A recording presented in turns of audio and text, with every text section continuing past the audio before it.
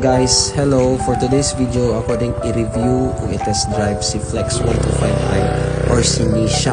Yan lang ako ni siya Nisha. So, i-search na niya sa meaning anang Nisha. So muna siya nga, ako siya ipatuyok-tuyok diri sa hawanan likod ni siya sa somewhere in Lapu-Lapu subdivision. Arin ako siya ipaminaw ang engine o ang iyang gasolina. Kung gitan-aw diri tapita, gi-check na ako siya. O gitan-aw pod na ako ang iyang performance diri sa gamay pa nga place kay mo man ni area nga gawas nun ta nga mag-drive o wala kaayo yung mga sakyanan or motor, wala pod kaayo yung mga tao.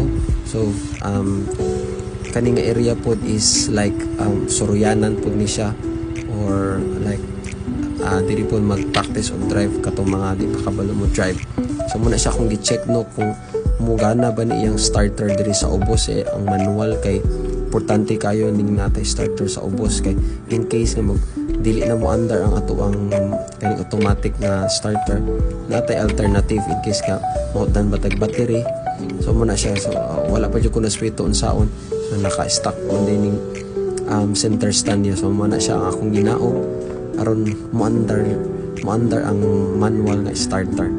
Ako pag gini siya gi-studyhan kay wala pag gini siya usa ka bulan sa ko usa ka bulan pa lang ako lang ni siya gi-discover di ila-ila unsaon ni siya napagpagana unsa may mga observation ako siya gi-obserbahan karon kay in case ba in the near future ma-compare nato unsay nakalahian sa tingog and also sa lights and sa iyang performance. So, ako na siya gibalhin dito sa Pikas nga private nga dalan.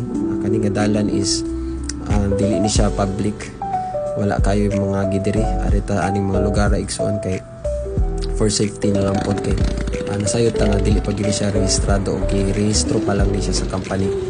Muna siya nga akong gibuhat diri after earning a video ako na siya gipadagan. So far mayo ang dagan ko sugid kayo siya and ako lang namatikdan is muinit ang iyang may tangki dapit. Dito na ko nahibaw ang gaganina lang nag-ask ko sa mga kailan ako nga muinit kiday siya natural lang kiday na siya sa FI or sa scooter na muinit siya ang kinadiri sa may tangki sa may gas dapit. So muna siya nga ako gi-check ang mga lights ituyo gyud ako nga inani oras sa mga 5 padung na jud gabi ug gabi na jud kay makita na ko unsa ka kusot ang lights. Ako po siya magipadagan og mga almost 2 hours mga 30 kilometers yun akong dagan karong adlaw tuyo ko sa somewhere like in that sa mo nga area. So muna siya guys ang bibig niya ang tingog niya ang height niya is more gina mga abot rigid nimo siya sa yun rigid kaayo siya abton. So after ana nagpadagan ako. So muna si Flex 125i version 2 bago ni siya model karon ng tuig. Thank you for watching.